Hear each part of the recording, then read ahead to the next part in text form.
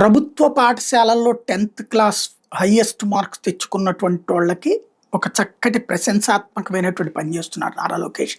వాళ్ళందరినీ shining stars పేరుతో పిలిచి సన్మానించారు నిన్న తన ఇంటి దగ్గర విద్యాశాఖ మంత్రి హోదాలో. ఈ సందర్భంగా వాళ్ళు అడిగిన ప్రశ్నలకి సరదాగా సమాధానాలు చెప్తూ రెండో వైపున వాళ్ళు చెప్పిన సమస్యల మీద సీరియస్గా దృష్టి సారించారు.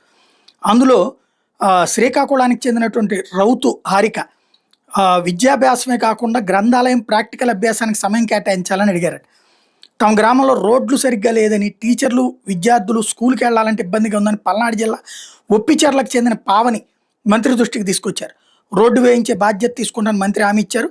మధ్యాహ్న భోజనంలో అందించే వెజిటబుల్ బిర్యానీ, రాగి జావ సరిగ్గా ఉండడం లేదని పలువురు విద్యార్థులు మంత్రి దృష్టికి తీసుకొచ్చారు. ఖచ్చితంగా ఇది పరిష్కరిద్దామని చెప్పారు. అంటే సమస్యలు ఆయన దృష్టికి తీసుకొచ్చారు. ఆయన కూడా బాధ్యతాయుతంగా స్పందించారు.